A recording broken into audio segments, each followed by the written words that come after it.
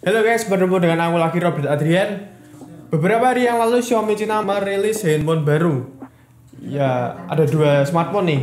Namanya adalah Xiaomi Redmi K30 Ultra dan Mi 10 Ultra. Impresi pertama aku tentang kedua handphone tersebut adalah benar-benar bikin ngiler aja ya, karena kedua handphone tersebut tuh memiliki peningkatannya cukup signifikan, cukup bagus dan cukup stabil. Oke, kita langsung aja ke pembahasan pertama, nggak usah banyak ngomong.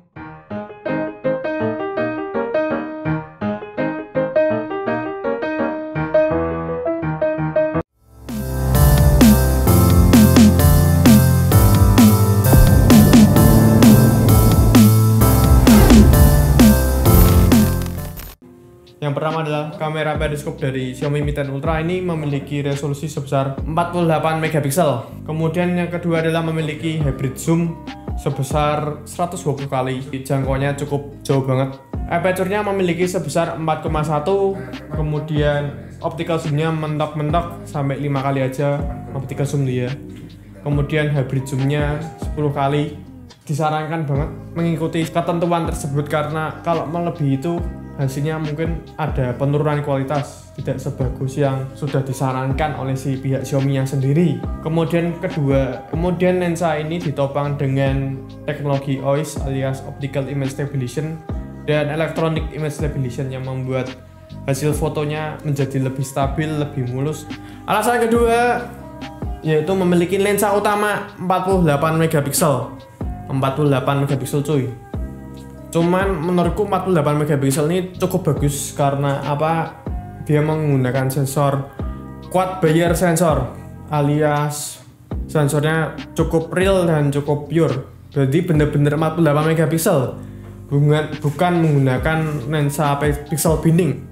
Sensor 48 megapiksel dari Xiaomi Mi 10 Ultra ini yang digunakan cukup besar, yaitu memiliki besar sensornya adalah 1/1,32 inci, yaitu terbilang cukup 11-12 dengan sensornya Samsung ini 108 megapiksel. Menurutku ya, mungkin hasilnya cukup lebih bagus, lebih detail, ketajamannya lebih bagus. Nah, biasanya rata-rata kan yang bisa merekam 8K gitu kan, 8K 30 frame per second tuh hanya lensa yang menggunakan 108 megapiksel, hanya yang memiliki Qualcomm Snapdragon 865. Untuk Xiaomi Mi 10 Ultra ini hanya dengan resolusi 48 megapiksel saja bisa merekam hingga 8K 30 frame per second. Kemudian ngomongin soal kamera juga nggak luput dari yang namanya anti flicker dan laser autofocus. Apa sih kegunaan kedua elektronik tersebut? Kegunaannya adalah yang pertama untuk mempercepat autofokusnya agar mudah fokus terhadap objek tertentu. Kan kadang ada yang lambat tuh fokusnya. Ya, laser autofocus ini cukup membantu sekali. Dan untuk anti flicker kamera ini cukup berguna juga untuk memadamkan kayak membatasi cahaya yang akan masuk ke dalam sensor kamera tersebut. Jadi nggak overbright lah, melainkan lebih mulus, stabil dan cukup seimbang hasilnya. Kemudian ada mode HDR juga yang bisa membantu hasil fotonya menjadi lebih bagus. Yang ketiga, refresh rate. Refresh rate dari Xiaomi Mi 10 Ultra ini memiliki refresh rate sebesar 120 Hz. Mendapat peningkatan yang cukup signifikan karena sebelumnya hanya 90 Hz saja untuk Xiaomi Mi 10 reguler ya. Itu menggunakan 90 Hz dan Mi 10 Pro 5G juga 90 Hz. Nah, kali ini untuk Mi 10 Ultra cukup satu langkah lebih maju, yaitu 120 Hz. Jadi kayak untuk bermain game aja, permainan nanti bakal cukup mulus, cukup bagus. Nggak kayak handphone yang kelas biasa, mid-range kan masih 60 Hz saja ya. Jadi kalau ini 120 Hz, jadi lebih mulus saja tampilannya. Kemudian jenis penyimpanannya menggunakan UFS storage 3.1. Nggak ada perbedaan sama sekali sih sebenarnya dari 3.0 dengan 3.1. Jadi ya kalau sudah pakai sendiri baru akan merasakan apa sih perbedaannya. Cuman untuk saat ini aku belum bisa ngomong itu bagus apa enggaknya. Cuman itu ada peningkatan dari situ, dari segi angkanya. Oke, berikutnya nomor 4 adalah charging. Pengecasan dari Xiaomi Mi 10 Ultra ini upgradean sekali, dari yang tadinya 30 watt saja dan 65 watt. Kali ini Xiaomi memberikan dengan daya sebesar 120 watt. Ya, serba 120.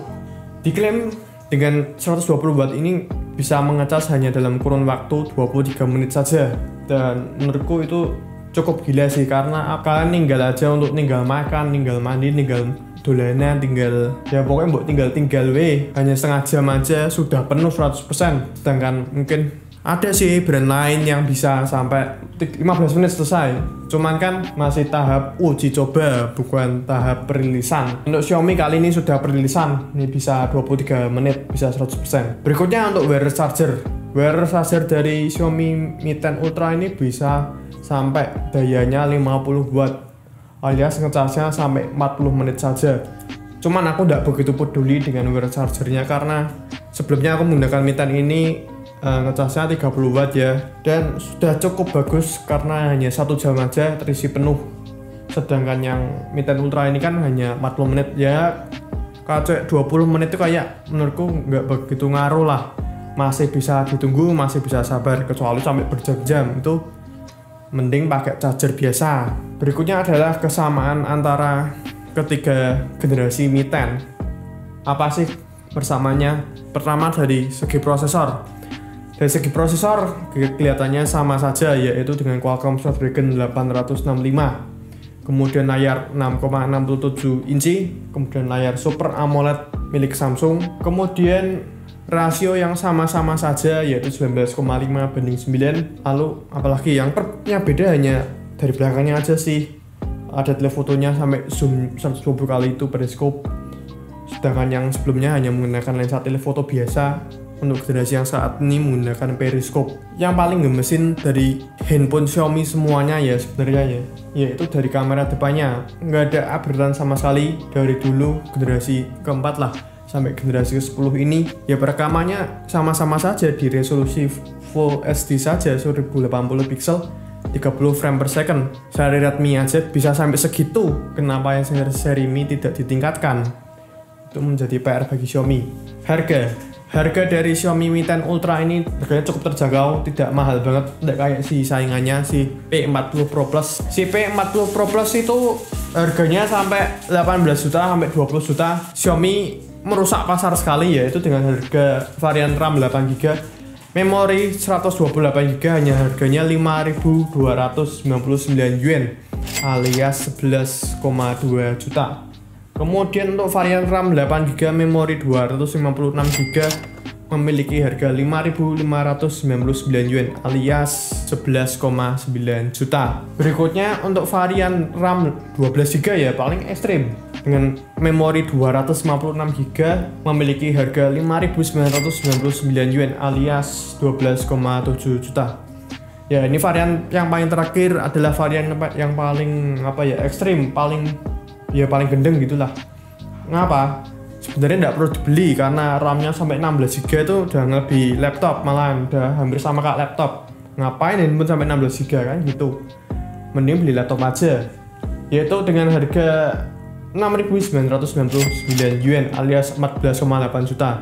Nah, dengan harga ya aku bulatkannya menjadi 15 juta, ya mending tuku laptop, anggap aja seperti itu. Lebih bagus, lebih praktis ketimbang mosok dengan 15 juta Anda mau membeli handphone kan eman-eman. Untuk varian warna dari Xiaomi Mi 10 Ultra ini memiliki 3 varian warna, yaitu pertama silver alias mercury silver, kemudian ada obsidian black alias black warna hitam, kemudian yang terakhir special edition yaitu transparent edition. Kemudian untuk Redmi K30 Ultra yang dari tadi dibahas kan Xiaomi Mi 10 Ultra terus, kali ini ke Redmi K30 Ultra. Peningkatannya cukup signifikan, MediaTek Dimensity 1000 Plus. Kemudian ia memiliki refresh rate sebesar 120Hz. Ya, ini cukup peningkatan juga, yang tadinya 60Hz menjadi 120Hz, dan harganya cukup terjangkau. Ada penambahan, dia juga memiliki stereo speaker yang sebelumnya hanya mono speaker. Untuk harga dari Redmi K30 Ultra, yaitu dengan RAM 6GB, memori 128GB, itu memiliki harga 1.999 yuan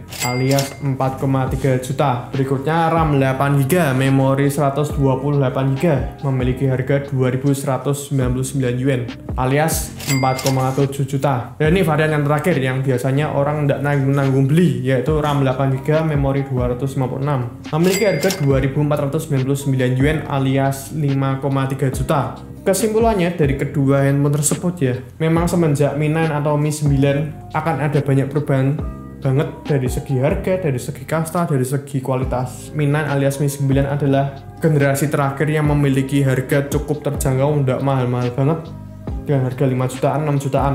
Karena pada zamannya itu seri Redmi belum seunggul sekarang ya. Kalau sekarang kan sudah unggul, sudah banyak orang membeli, jadi ramai yang membeli. Si Xiaomi berani untuk meningkatkan investasi. Rata-rata untuk yang ingin membeli dengan harga terjangkau, memiliki kualitas yang cukup bagus tapi ya sedang-sedengan, biasanya rata-rata dari mereka membelinya Redmi seri K alias killer. Kemudian untuk seri Mi sekarang adalah sudah upgrade banget, yaitu dengan harga cukup mahal, tidak harga 5 jutaan 6 jutaan lagi, tapi sekarang harganya sudah 10 jutaan 11 jutaan. Jadi jangan kompromi kalau sekarang Xiaomi mahal ya, karena kastanya ingin dinaikin juga, nggak malu-maluin brand sendiri. Oke, terima kasih yang sudah menonton video ini, video berita dari teknologi-teknologi smartphone. Jangan lupa klik subscribe di bawah ini jika kalian merasa channel ini cukup membantu memberikan info agar channel ini juga semakin berkembang. Dan jangan lupa untuk like video ini jika kalian suka dengan video ini, dan jika kalian tidak suka dengan video ini, kalian bisa share video ini ke teman-teman kalian. Aku Robert Adrian, pamit undur diri, bye.